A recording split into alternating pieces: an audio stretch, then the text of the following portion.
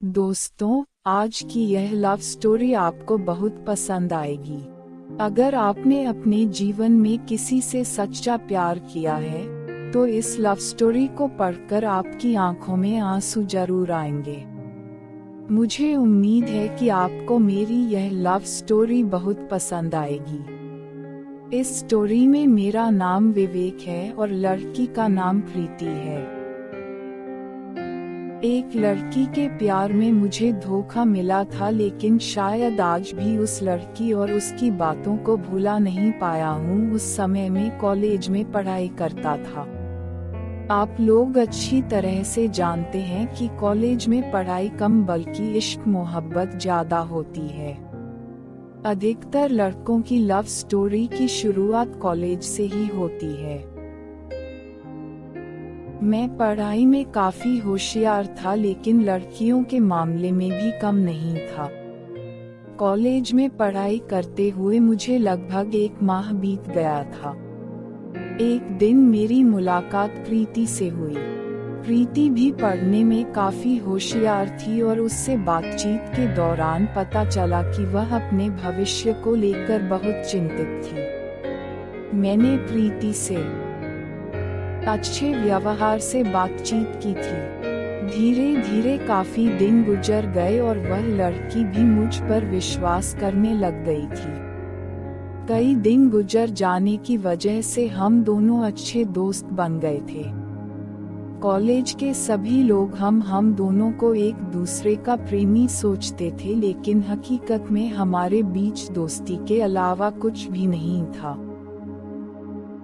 लगातार कई दिन साथ रहने की वजह से मेरा प्रीति से काफी लगाव हो गया था।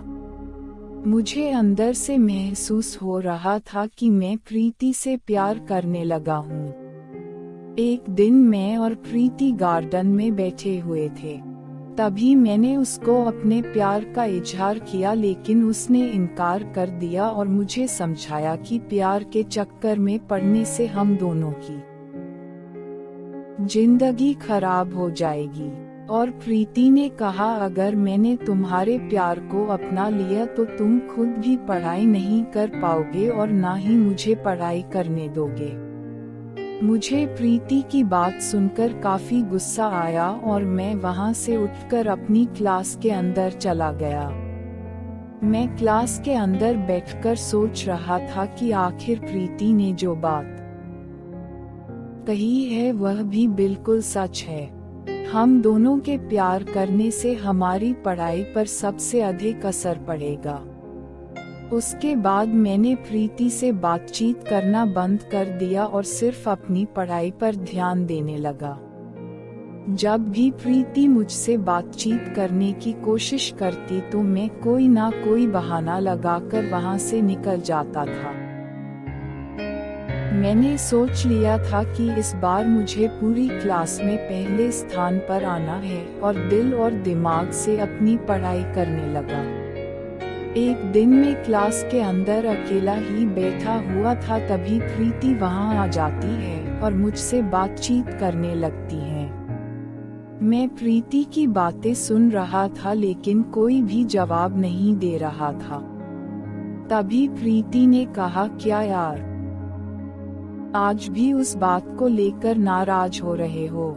मैं कहाँ नाराज हूँ, लेकिन आजकल पढ़ाई के आगे बातचीत करने का समय ही नहीं मिलता है। प्रीति, जब भी मैं तुमसे बातचीत करने की कोशिश करती हूँ, तुम अपनी नजरें चुराकर वहां से चले जाते हो। इसके बाद मैं और प्रीति फिर से दोस्त बन गए, लेकिन मैं पहले की तरह उससे हंसी मजाक नहीं करता था। सब कुछ अच्छा चल रहा था। एक दिन प्रीति अपने दोस्तों के साथ पार्क में बैठी हुई थी। मैं भी उनके पास पहुंच जाता हूँ। तभी अचानक प्रीति मेरे पास आकर खड़ी हो जाती है और मुझे प्रपोज कर देती है। मुझे बिल्कुल भी यकीन नहीं हो रहा था कि जिस लड़की को मैं शुरू से प्यार करता था, वह आज मुझे प्रपोज कर रही है। मैंने उसके प्यार को स्वीकार किया और उसे गले से लगा लिया। प्रीति के प्यार को पाकर मुझे काफी खुशी हो रही थी। धीरे धीरे हमारे प्यार को काफी दिन गुजर गए थे। कॉलेज के सभी लोग प्रीति को भाभी कहकर बुलाने लगे। प्रीति को भाभी कहकर बुलाने की बात से वह काफी नाराज हो जाती थी, लेकिन मैं किसी भी तरह से उसे मना लेता था। एक दिन मैंने पार्क में प्रीति का हाथ पकड़ लिया और कहा, क्या तुम मुझसे सच में ही प्यार करती हो? मेरी बात सुनकर वह जोर जोर से हंसने लगी। थोड़ी देर में प्रीति के सभी दोस्त इकट्ठा हो गए। मैंने कहा, प्रीति पागल हो गई हो क्या? सभी लोग हम दोनों को देख रहे हैं। थोड़ी देर बाद प्रीति ने कहा, मेरा हाथ छोड़ो, मैं तुमसे कोई प्यार नहीं करती हूँ। थोड़ा सा मजाक क्या किया, तुम तो सीरियस ही हो गए।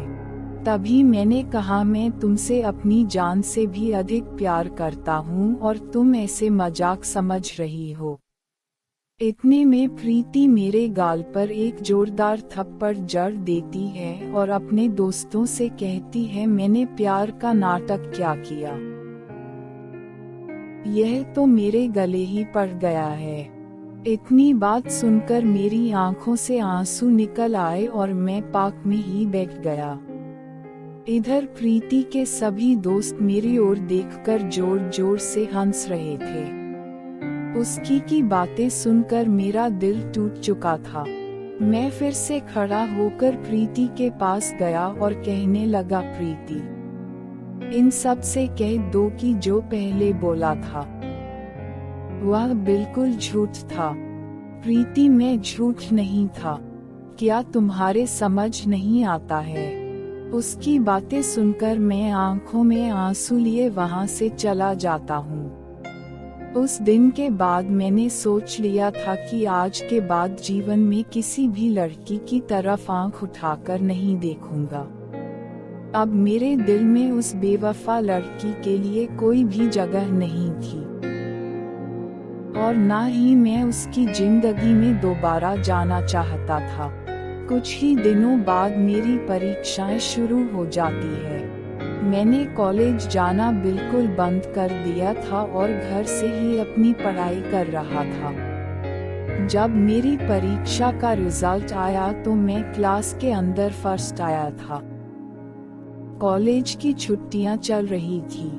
हमारे घर के सभी सदस्य घूमने के लिए बाहर गए थे, लेकिन मैंने जाने से मना कर दिया। मुझे प्यार में धोखा मिलने की वजह से मैं घर से भी बाहर नहीं निकलता था और हमेशा प्रीति की ही बातों के बारे में सोचता रहता था। लगभग 3 साल बाद कॉलेज की पढ़ाई खत्म हो जाती है। घर की जिम्मेदारी होने की वजह से जॉब करने के लिए जयपुर शहर चला जाता हूँ। जैसे ही मैंने ऑफिस के अंदर प्रवेश किया तो सामने एक लड़की को देखता हूँ। जैसे ही मैं नजदीक गया तो पता चला कि मेरे सामने प्रीति खड़ी हुई थी। मुझे बिल्कुल भी यकीन नहीं हो रहा था कि 4 साल बाद भी प्रीति से मुलाकात होगी। प्रीति मेरी ओर ही देख रही थी, लेकिन मैं बिना उसकी ओर देखे अपने केबिन के अंदर चला जाता हूँ। वह मुझे पहचान चुकी थी, लेकिन उसकी बात करने की हिम्मत नहीं हो रही थी क्योंकि मैं ऑफिस में मैनेजर के पद पर था। काफी देर सोचने के बाद वह मेरे केबिन में आ जाती है और मुझसे बातें करने लगती है।